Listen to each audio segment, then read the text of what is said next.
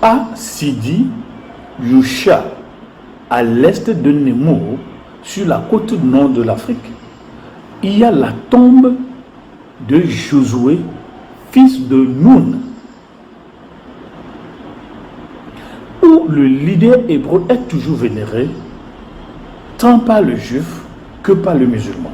Selon la mythologie grecque, Zeus a condamné Atlas le géant à porter le monde sur ses épaules.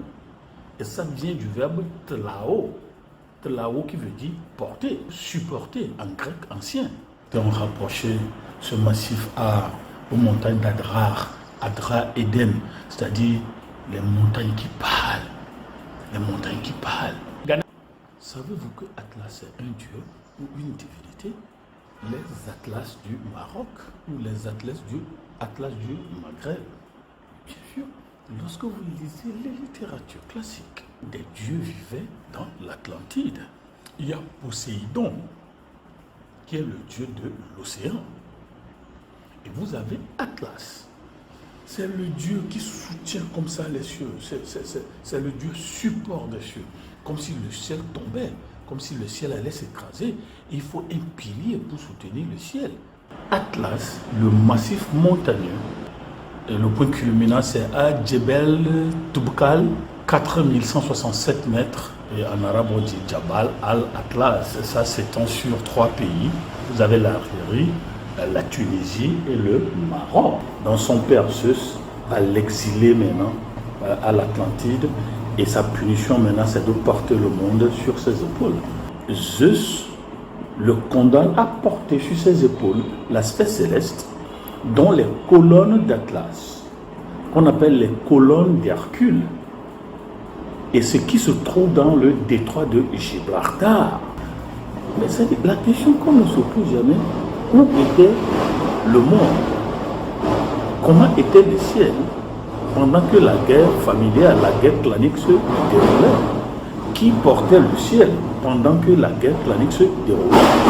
Voilà des questions qu'on doit se poser. Dieu créa le ciel et la terre. Et vous voyez ici une contradiction manifeste entre la mythologie grecque et la Bible. Ceux qui disent, oui, les choses sont écrites ici. Suivez ça. Zeus et son fils, Atlas, ont eu une guerre clanique. Et le père a vaincu le fils. Et le père a exilé le fils.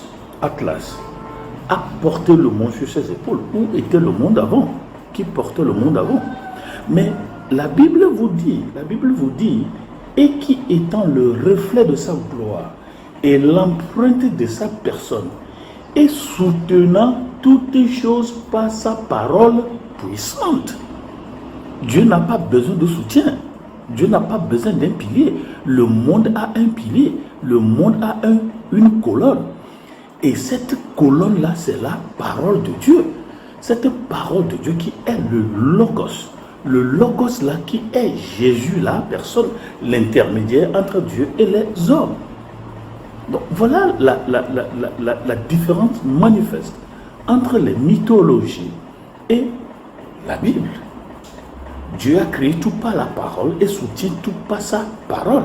Donc Jésus avait tout le droit d'auteur de dire il n'y a rien de ce qui a été créé qui n'ait été créé sans moi.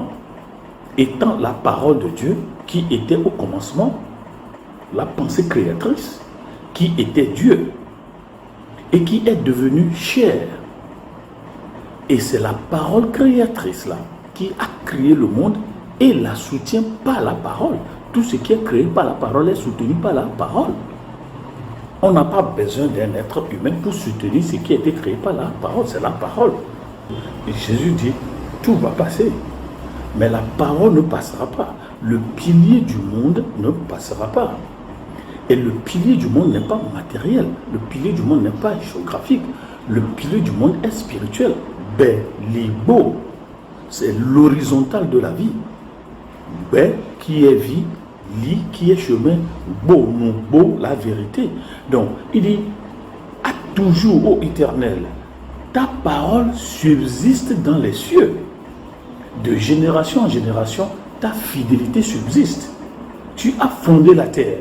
Dieu n'a pas besoin que Atlas porte le monde sur ses épaules. Psaume 119. Psaume 119, verset 90 dit, tu as fondé la terre et elle demeure ferme. Même les tectoniques de plaques sont conditionnées par la parole. La ceinture du feu du Pacifique est conditionnée par la parole. Les élévations du niveau de mer, tout ça est conditionné par la parole, mais influencé par le comportement humain. Les pôles d'air, les recherches, les constructions. Dieu n'a pas besoin de Atlas pour soutenir le monde. Parce que c'est la parole qui soutient le monde. Bon, maintenant, si Atlas soutenait les cieux, qui va soutenir la terre? Gaël, le dieu de la terre. Mais la terre même est sur l'eau, vous savez ça. C'est de l'eau qu'on a tiré la terre. Donc la terre est la fille de l'eau. La terre est la fille de l'eau. Et c'est pourquoi 1 Pierre 1, verset 25 dit, mais la parole du Seigneur demeure éternellement. La pensée créatrice qui est devenue humaine, qui a pris la forme d'un corps humain pour une mission donnée, le salut. Donc cette pensée créatrice, c'est ça qui est Jésus. Donc c'est pourquoi au commencement, il y avait la pensée créatrice. La pensée créatrice était Dieu. La pensée créatrice était de Dieu. Dieu n'a pas besoin d'Atlas pour soutenir le monde. Parce que Atlas n'est pas le pilier du monde. Mais le pilier du monde, c'est la parole. Belle et beau, l'horizontale de la vie. Et c'est ça la personne du Seigneur Jésus-Christ. Selon certaines recherches, depuis le temps de Salomon, il y a une preuve et la signature de Joab qui est venu collecter des tribus lors du règne du fils de David dans les Atlas. Donc, les Atlassiens disent qu'ils sont venus par la Grande Mer en évitant le territoire de l'Égypte.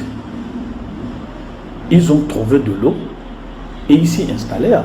C'est là où on trouve Élim. Élim, dans la Bible, à Trémessène. Donc, les 12 puits et les 70 palmiers. Ils disent, nous sommes arrivés à Élim.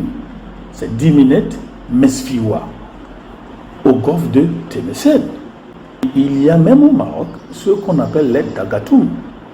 Les Dagatoum disent, d'ailleurs ils sont une tribu guerrière du Sahara, ils se réclament descendants des Juifs. Mardokhai, Abou Serrer.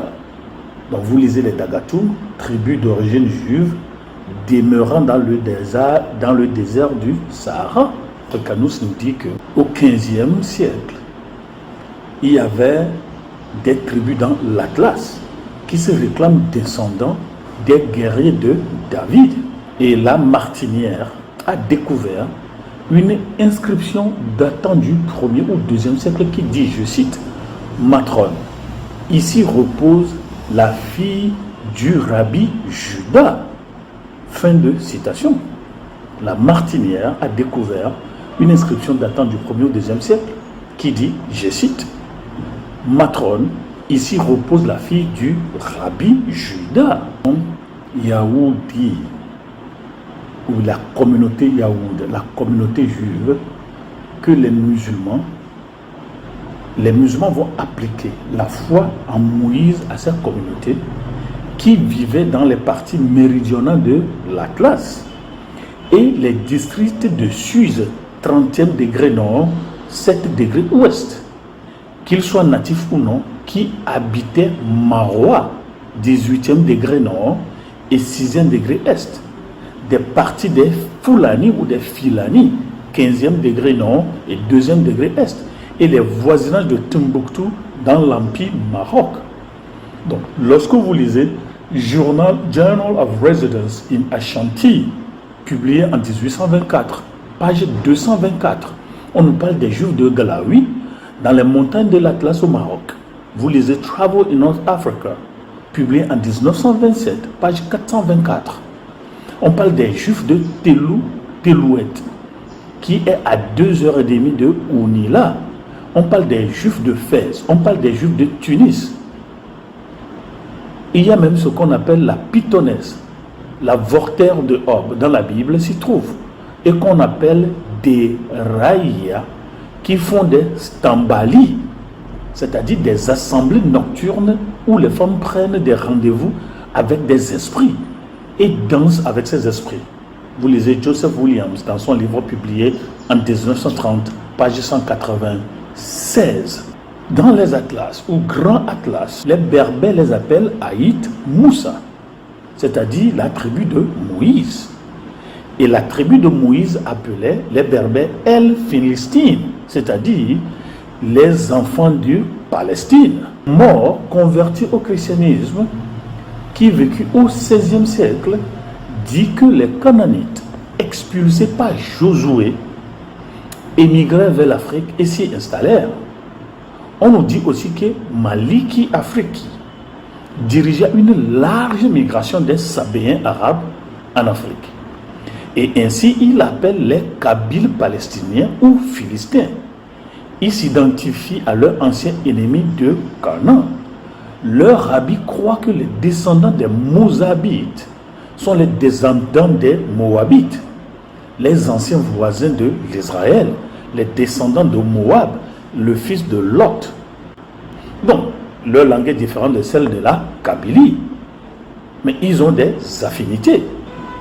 À Sidi Yusha, à l'est de Nemours, sur la côte nord de l'Afrique, il y a la tombe de Josué, fils de Nun, où le leader hébreu est toujours vénéré, tant par le juif que par le musulman. À Sidi Yusha, à l'est de Nemours, sur la côte nord de l'Afrique, il y a la tombe de Josué, fils de Nun, où le leader hébreu est toujours vénéré, tant par le juif que par le musulman. Bon, voilà certaines informations qu'on a glanées pour vous sur l'Atlas, l'Afrique et la Bible. Au revoir.